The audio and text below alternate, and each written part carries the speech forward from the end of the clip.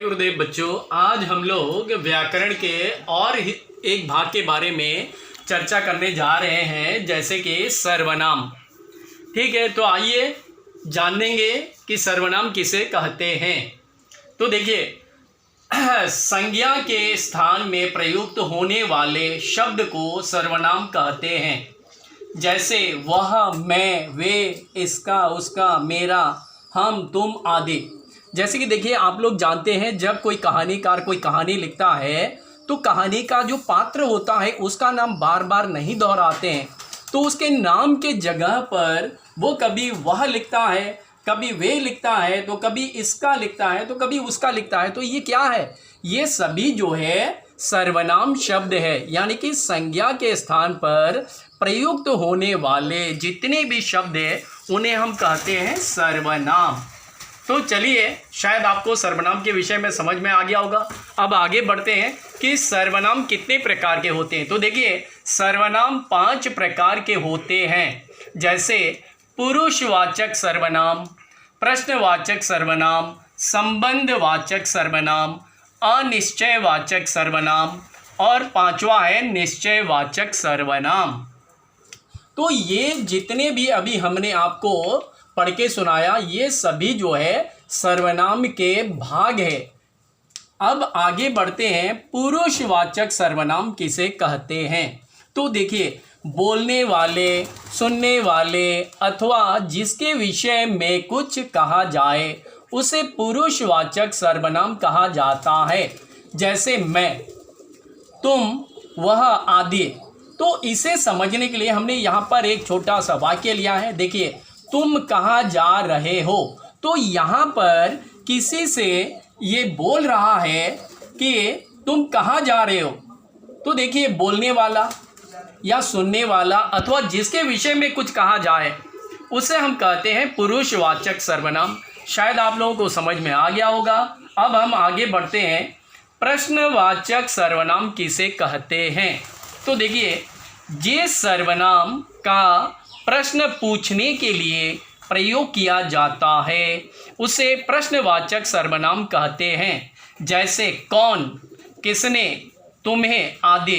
इसे समझने के लिए हमने यहाँ पर एक छोटा सा वाक्य लिया, तुम कौन हो। कभी कभी आप इस तरह से प्रश्न पूछते हैं दूसरे से, तो प्रश्न पूछने के लिए आप जिन शब्दों का प्रयोग करते हैं, जैसे कौन, किसने, तुम्हें, ये जो शब्द है ये शब्द को कहते हैं प्रश्नवाचक सर्वनाम। शायद आपको समझ में आ गया होगा। अब हम आगे बढ़ते हैं, संबंधवाचक सर्वनाम किसे कहते हैं।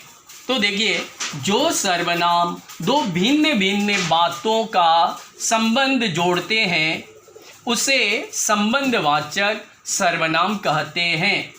जैसे जो, सो, जिसने, जिसे, जिससे आदि। ये जितने भी शब्द अभी हमने आपको पढ़ के सुनाया है यहाँ पर, जैसे जो, सो, जिसने, जिसे, जिससे, ये सभी जो है संबंधवाचक सर्वनाम के अंतर्गत आते हैं। ये आप कैसे समझेंगे? देखिए, जो बोएगा सो काटेगा।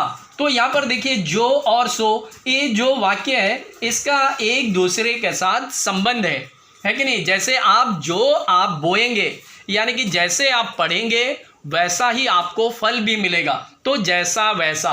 तो ये जो शब्द है ये एक दूसरे को जोड़ने का काम करते हैं, इसीलिए हम इन्हें कहते हैं संबंधवाचक सर्वनाम। तो हम आगे बढ़ते हैं, अनिश्चयवाचक सर्वनाम किसे कहते हैं। तो देखिए, जिस सर्वनाम से किसी अनिश्चित व्यक्ति या वस्तु का ज्ञान हो उसे अनिश्चयवाचक सर्वनाम कहते हैं। जैसे कुछ, कोई। ये कुछ और कोई जो है ये अनिश्चयवाचक सर्वनाम के उदाहरण हैं। तो देखिए, हमने एक छोटा सा वाक्य इधर में लिया है आप लोगों को समझाने के लिए। तो देखिए, मुझे कुछ खाने को दो। आप अगर घर में आकर, स्कूल से घर में आकर माता जी को कहते हैं कि माता जी मुझे खाने को दो, तो आपके माताजी क्या खाने के लिए देंगे? अपनी निश्चय करके तो नहीं बोला। तो ऐसे शब्द जो अनिश्चितता को व्यक्त करें, ऐसे सर्वनाम शब्दों को ही हम बोलेंगे अनिश्चयवाचक सर्वनाम। तो शायद आपको समझ में आ गया होगा। कुछ और कोई जो है ये जो दो शब्द हैं ये आ जाएंगे अनिश्चयवाचक सर्वनाम के अंतर्गत। अब हम आगे बढ़ते हैं, निश्चयवाचक सर्वनाम किसे कहते हैं।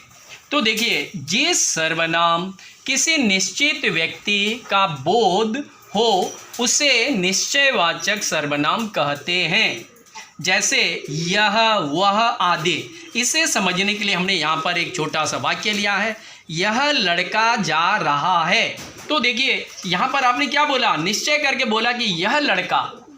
इस तरह से आपने निश्चित रूप से जब बोल दिया है कि यह लड़का जा रहा है, तो ये जो शब्द है ये आ जाएंगे निश्चयवाचक सर्वनाम के अंतर्गत। तो यह, वह, ये जो शब्द है, और भी ऐसे बहुत सारे शब्द हैं, हमने सिर्फ यहाँ 2 लिखकर आप लोगों को समझाने के प्रयत्न किया है।